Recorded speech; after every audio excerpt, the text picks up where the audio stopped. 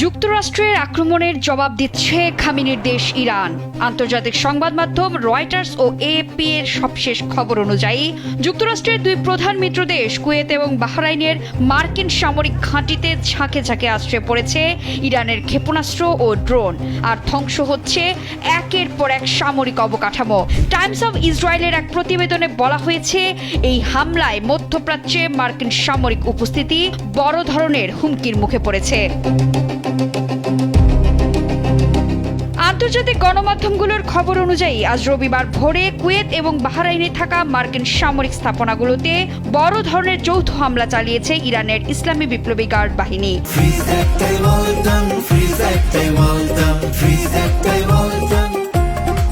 IRGC তাদের বিবৃতিতে দাবি করেছে, এই হামলায় কুয়েতের আলী আল সালেম বিমান ঘাঁটি এবং বাহরাইনের সালমান বন্দরে অবস্থিত মার্কিন নৌবাহিনীর পঞ্চম বহরের ঘাঁটির অন্তত 8টি গুরুত্বপূর্ণ সামরিক অবকাঠামো সম্পূর্ণরূপে ধ্বংস হয়ে গেছে।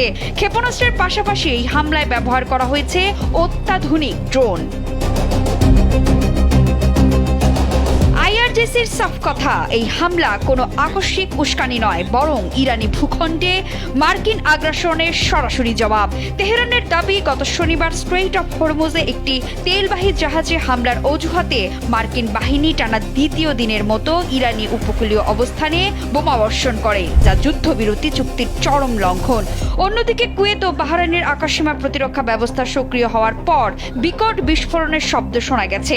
মার্কিন প্রতিরক্ষা দপ্তর পেন্টাগন পরিস্থিতি গভীরভাবে পর্যবেক্ষণ করছে এবং ট্রাম্প প্রশাসন সতর্ক করেছে যে পরিস্থিতি আরও উস্কে দিলে ওয়াশিংটন সামরিকভাবে এর চূড়ান্ত জবাব দিতে বাধ্য হবে। এই সংঘাত এমন এক সময়ে ঘটল যখন স্থায়ীভাবে যুদ্ধ বন্ধের লক্ষ্যে সুইজারল্যান্ডের বার্গেনস্টক রিসোর্টে দুই দেশের মধ্যে উচ্চ পর্যায়ের কূটনৈতিক আলোচনা চলছে। এর আগে গত মধ্য জুনে পাকিস্তান ও কাতারের মধ্যস্থতায় ইরান ও যুক্তরাষ্ট্রের মধ্যে একটি ঐতিহাসিক সমঝোতা স্মারক স্বাক্ষরিত হয়েছিল, যার অধীনে 60 দিনের মধ্যে একটি স্থায়ী শান্তি চুক্তিতে পৌঁছানোর রোড ম্যাপ তৈরি করা হয়। কিন্তু রোববারের এই হামলার পর আইআরজিসি স্পষ্ট জানিয়ে দিয়েছে, ওয়াশিংটন চুক্তি লঙ্ঘন করায় এই কূটনৈতিক প্রক্রিয়া সম্পূর্ণ স্থবির হয়ে পড়তে পারে।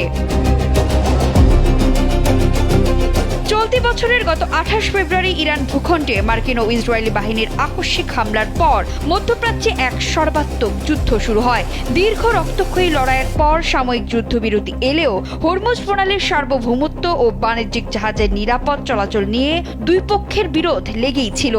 একদিকে সুইজারল্যান্ডে স্থায়ী শান্তির খোঁজ, অন্যদিকে হরমুজ প্রণালী ও উপসাগরীয় অঞ্চলে একের পর এক হামলা।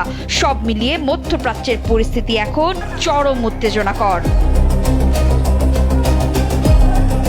বিথি দাস, কালবেলা।